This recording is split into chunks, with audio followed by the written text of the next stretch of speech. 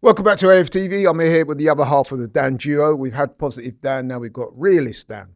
And he's here to give his take on the game. Arsenal 3, Kairat 2. Dan, your initial thoughts on the match? Let's start with the positives because they like to call me negative, innit? So we'll start with the positives, Laurie, innit? 8 games won in the Champions League, finished top of the league.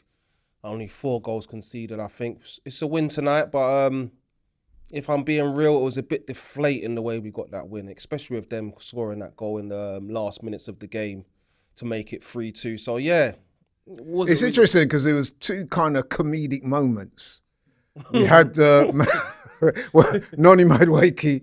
I don't know, was that a shot or a pass or what? I just know he shanked it. Yeah, the fact that no one knows what it was just says it all, innit, Laurie, innit? Not good enough from Madueke. That was another chance for him today as well to stake his claim on that right wing. And we're seeing the same things from Madueke time and time again. He's huffing and puffing, but there's just no end product with him, man. There's no end product with him. We signed him, I was upset. Then he came and he looked promising, but now I'm a bit upset again. I'm not sure about him, but there's still time to grow and get better with Madueke, especially with the final product. Yeah, I think that's a fair enough comment. There were times when he did look dangerous, but the end product wasn't quite there. It was a little disappointing.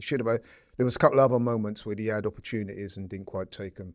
And then, of course, like you said, we go down the other end and Nkapie loses his marker and they score a goal at the end, which gives the game a little bit of a false representation, if you ask me, because although it was 3-2, in reality, Arsenal should have won that game by 5 or 6. It should have been a lot more against Kairat, especially against the low-level opposition that we came up against. I saw the team that we put out there, and I'm saying to myself, right, let's go and get 4 or 5 now. Victor Gyökeres, get yourself 2 goals. Havertz, we already spoke on Havertz. I think Havertz was good. I think he got 2 assists, was it, and a goal? Yeah, he did. Yeah, he looked sharp. Yeah, so I'm looking forward to seeing him get back to full fitness, because if you're asking me, Victor Gyökeres, Jesus, even Marino up top, it's time to see what Kai Havertz, I'm not going to call him King Kai like Dan said, but it's time to start seeing what Kai Havertz can do. But I still think that he's not the answer either. I still think we're missing that killer. It's meant to be Victor Gyökeres. We're watching the game, Laurie. So I'm saying you was defending him. You was moving like Gyökeres' lawyer in this game. I'll be honest with you, but no, you know what it is with me, right? So listen, I'm not going to lie.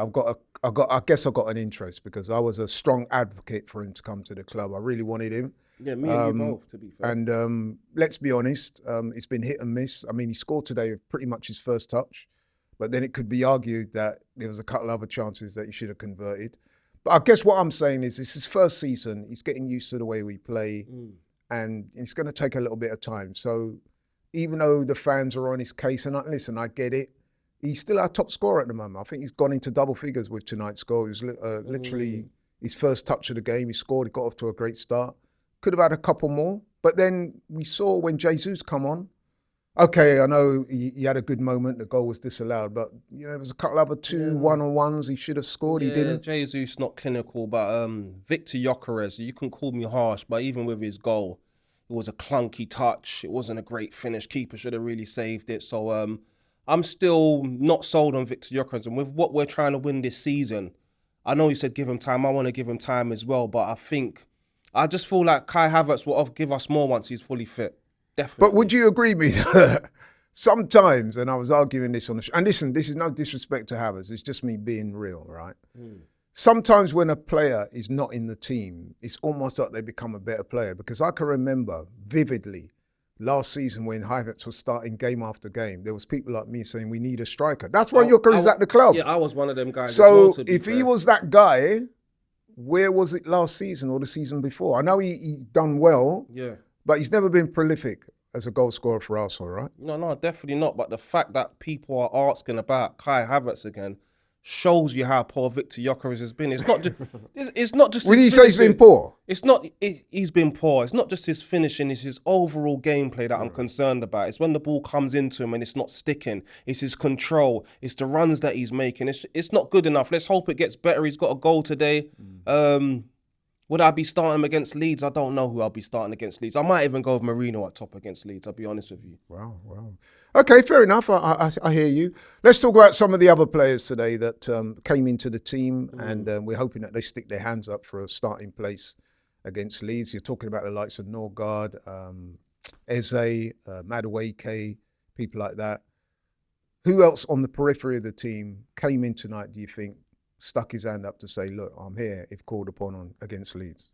No, I can't really think of no one that can say, right, you performed today, you're banging on the door, you've given Arteta a problem. Apart from Havertz, we spoke Yeah, about apart from Havertz, but there's no one else. For me, Eze, once again, I really want Eze to do well. I think that he is, he could be our answer to what we're looking for in terms of breaking this low block down. That's what he was brought in for. Someone that's a bit dynamic, that can drive through, that can make things happen. And I just didn't see that from him. I'm watching the game today. I'm saying, come on, Eze. Is Eze even on the pitch right now?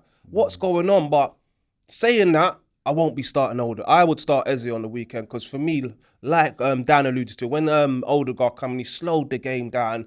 It was lethargic once again. There was no cutting edge. I wouldn't be starting Odegaard. Sorry. So you'd go with Eze against Leeds? 100% I'll go with Eze, definitely. Is there any other changes you would make for that game? Like I said, I would probably start Marino at top, but I think he's going to go with Gyökeres. Madueke ain't done enough to displace Saka. Saka's got to start. Trossard, he hasn't been great either. Martinelli had a decent game today. He looked lively, but even that's a throw of the dice. No one else has really staked their claim today, man. No one else. Calafiori's come back in, obviously. He came off. If he's fit enough, I'll be starting him left back. He gave away the penalty. Yeah, he gave away the penalty, which was a bit soft, but what's your hands doing on him? Yeah. Do you understand? You're just giving the ref a chance to make a decision on VAR. So, in fact, both Kairat's goals were defensive errors. I mean, okay, it was a bit soft, but he did have his hands all over the striker, and then we saw at the end Nketiah totally lost his marker. There's question marks on Nketiah's name right now, I'll be honest with you. We've seen this a couple times now that he can be a bit rash, out of position defensively, but I still think he could turn into be a good defender.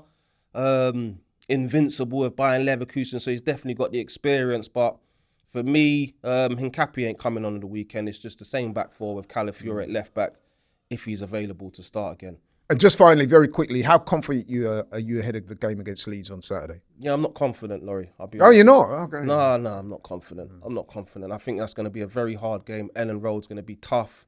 They're on decent form. I think they drew with Everton on Monday. Calvert-Lewin scoring goals. They're going to get stuck in the Ellen Road from what Marty keeps saying. It's right on top of you. It's right on top of your Ellen Road. So, yeah, I'm not confident. But hopefully we can get the win. We've got enough quality there to get the win done, but we've got to be more brave.